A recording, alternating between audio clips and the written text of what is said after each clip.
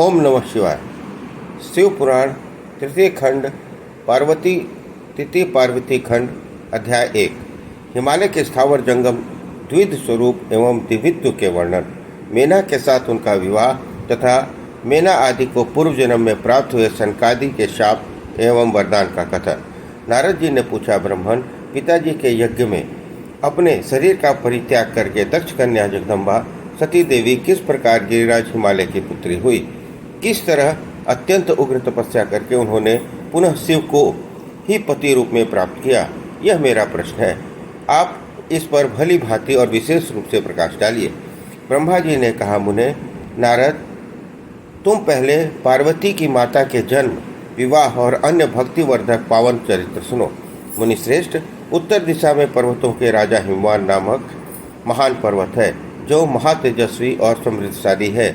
उसके दो रूप प्रसिद्ध हैं, एक स्थावर, दूसरा जंगम। मैं संक्षेप में उसके सूक्ष्म स्थावर रूप का वर्णन करता हूँ। वह रमणीय पर्वत नाना प्रकार के रत्नों का आकार खान है और पूर्व तथा पश्चिम समुद्र के भीतर प्रवेश करके इस तरह खड़ा है मानो भूमंडल को नापने के लिए कोई मापदंड हो। वह नाना प्रकार के वृक्ष से व्याप्त है और अनेक शिखरों के कारण विचित्र शोभा से संपन्न दिखाई देता है। सिंह, व्याघ्र आदि पशु सदा सुखपूर्वक उसका सेवन करते हैं। हिम का तो वह भंडारी है, इसलिए अत्यंत उग्र जान पड़ता है। भांति भांति के आश्चर्यजनक दृश्यों से उसकी विचित्र शोभा है। देवता, ऋषि, सिद्ध और मुनि उस पर्वत का आश्रय लेकर रहते हैं। भगवान शिव को यह बहुत प्रिय है, तपस्या करने का स्थान है। स्वरूप से ही वह अत्यंत पवित्र और महात्माओं को भी पावन करने वाला है। तपस्या में वह अत्यंत शीघ्र सिद्धि प्रदान करता है। अनेक प्रकार के धातुओं की खान और शुभ है। वही दिव्य शरीर धारण करके सर्वांगण सुंदर रमणीय देवताओं के रूप में भी स्थित है। भगवान विष्णु का अविकृत अंश है, इसलिए वह शैलराज साधु संतों को अधिक प्रिय है। एक समय गिरिवर हिमवानु ने अपनी कुल परंपरा की स्थिति और धर्म की वृद्धि के लिए देवताओं के साथ पितरों का हित करने की अभिलाषा से वहां विवाह करने की इच्छा की। मुनिवर, वह उस अवसर पर संपूर्ण देवता अपने स्वार्थ का विचार करके दिव्य पितरों के पास जाकर उनसे प्रसन्नतापूर्वक बोले। देवताओं ने कहा, पितरों, आप सब लोग प्रसन्नचित्त होकर हमारी बात सुने, और यदि देवताओं का कार्य सिद्ध करना आपको भी अभीष्ट हो तो शीघ्र वैसा ही करें। अपनी ज्येष्ठ पुत्री जो मेना नाम से प्रसिद्ध है, वह मंगल रूपिणी है। उसका विवाह आप लोग अत्यंत प्रसन्नतापूर्वक हिमवान पर्वत से कर दें। ऐसा करने पर आप सब लोगों का सर्वथा महान लाभ होगा और देवताओं के दुखों का निवारण भी पग पग पर होता रहेगा। देवताओं की यह बात सुनकर पितरों ने परस्पर विचार करके स्वीकृति दे दी और अपनी पुत्री मेना को विधि पूर्वक हिमालय के हाथ में दे दिया। उस परम मंगलमय विवाह में बड़ा उत्सव मनाया गया। मुनीश्वर नारद, मेना के साथ हिमालय के शुभ विवाह का एक सुखद प्रसंग मैंने तुम्हें प्रसन्नतापूर्वक कहा। अब और क्या सुनना चाहते हो? इस प्रकार शिव पुराण तृतीय खंड अध्याय 1 समाप्त हुआ। बोलो हर हर महादेव। ओम नमः शिवाय। शिव पुराण रुद्र संहिता तृतीय खंड अध्याय 2।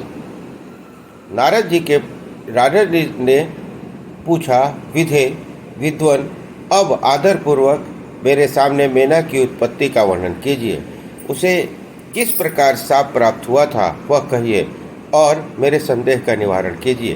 ब्रह्मा जी बोले, मुने, मैंने अपने दक्ष नामक उस पुत्र की पहले चर्चा की है। उसकी 60 कन्याएं हुई थी जो सृष्टि की उत्पत्ति का कारण बनी। नारद, दक्ष ने कश्यप आदि श्रेष्ठ मुनियों के साथ उनका विवाह किया। यह सब वृत्तांत तो मैंने तुम्हें विदित ही है। अब प्रस्तुत विषय को सुनो। उन कन्याओं में से एक स्वधा नाम की कन्या थी, जिनका विवाह उन्होंने पितरों के साथ किया। स्वधा की 3 पुत्रियां थीं, जो सौभाग्यशालिनी और धर्म की मूर्ति थी। उनमें से श्रेष्ठ पुत्री का नाम मैना था। मझली धन्या के नाम से प्रसिद्ध थी और सबसे छोटी कन्या का नाम कलावती था। ये सारी कन्याएं पितरों के मानसी पुत्रियां थीं। उनके मन से प्रकट हुई थी। उनका जन्म किसी माता के गर्भ से नहीं हुआ था, अतएव वे आयोनिजा थीं। केवल लोक व्यवहार से सुधा की पुत्री मानी जाती थी। इनके सुंदर नामों का कीर्तन करके मनुष्य संपूर्ण अभीष्ट को प्राप्त कर लेता है। ये सदा संपूर्ण जगत की वंदनीय लोकमाताएं हैं और उत्तम अभ्युदय से सुशोभित रहती हैं। सब की सब परम योगिनी, ज्ञान निधि और तीनों लोकों में सर्वत्र जा सकने वाली हैं। मुनीश्वर, यह एक समय ये तीनों बहिनें भगवान विष्णु के निवास स्थान श्वेत द्वीप में उनका दर्शन करने के लिए गई। भगवान विष्णु को प्रणाम और भक्ति पूर्वक उनकी स्तुति करके वहीं आज्ञा से ठहर गई। उस समय वहाँ संतों का बड़ा भारी समाज एकत्र हुआ था। उन्हें उसी अवसर पर मेरे पुत्र सनकादि सिद्धिगढ़ भी वहाँ गए और श्रीहरि की स्तुति वंदना करके उन्हीं की आज्ञा से वहाँ ठहर गए। सनकादि मुनि देवताओं के आदि पुरुष और संपूर्ण लोकों में वंदित हैं।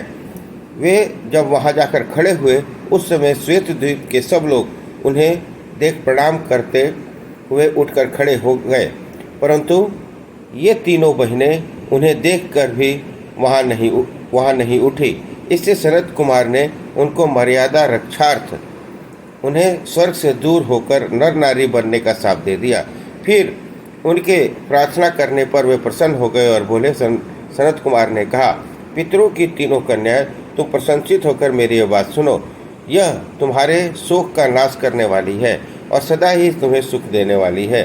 तुम में से जो ज्येष्ठ है वो भगवान विष्णु की अंशभूत हिमालय गिरी की पत्नी हो।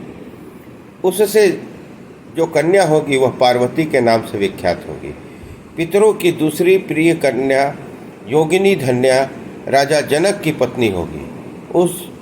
उसकी कन्या के रूप में महालक्ष्मी अवतरित होंगी, जिनका नाम सीता होगा। उसी प्रकार पितरों की छोटी पुत्री कलावती द्वापर के अंतिम भाग में वृषभानु वैश्य की पत्नी होगी और उसकी प्रिय पुत्री राधा के नाम से विख्यात होगी। योगिनी मेनका मैना पार्वती जी के वरदान से अपने पति के साथ उसी शरीर से कैलाश नामक परम पद को प्राप्त हो जाएगी। धन्या और उसके पति जनक कुल में उत्पन्न जीवन्मुक्त महायोगी राजा शीरध्वज लक्ष्मी स्वरूपा सीता के प्रभाव से वैकुंठ धाम में चले जाएंगे। वृषभ भानु के साथ वैवाहिक मंगलाकृत संपन्न होने के कारण जीवन मुक्त योगिनी कलावती भी अपनी कन्या राधा के साथ गोकुल धाम में जाएगी। इसमें संशय नहीं है। विपत्ति में पड़े बिना जहाँ किनकी महिमा प्रकट होती है। उत्तम कर्म करने वाले पुण्यात्मा पुरुष को संकट जब टल जाता है तब उन्हें दुर्लभ सुख की प्राप्ति होती है। अब तुम लोग प्रसन्नतापूर्वक मेरी यह बात भी सुनो, जो सदा सुख देने वाली है। मेना की पुत्री जगदम्बा पार्वती देवी अत्यंत दुस्सह तप करके भगवान शिव की प्रिय पत्नी बनेगी। धन्या की पुत्री सीता भगवान राम जी की पत्नी होगी और लोकाचार का आश्रय ले राम के साथ विहार करेगी। साक्षात गोकुल धाम में निवास करने वाली राधा भी कलावती की पुत्री होगी। वे गुप्त स्नेह में बंधकर श्री कृष्ण की प्रियतमा बनेगी। ब्रह्मा जी कहते हैं, नारद, इस प्रकार साप के व्याज से दुर्लभ वरदान देकर सबके द्वारा प्रशंसित भगवान सनत कुमार मुनि भाइयों सहित वहीं अंतर्ध्यान हो गए। तात पितरों की मानसी पुत्री ये तीनों बहनें इस प्रकार शापमुक्त हो सुख पाकर तुरंत अपने घर को चली गई। इस प्रकार अध्याय 1 और 2 समाप्त हुआ। बोलो ओम नमः शिवाय।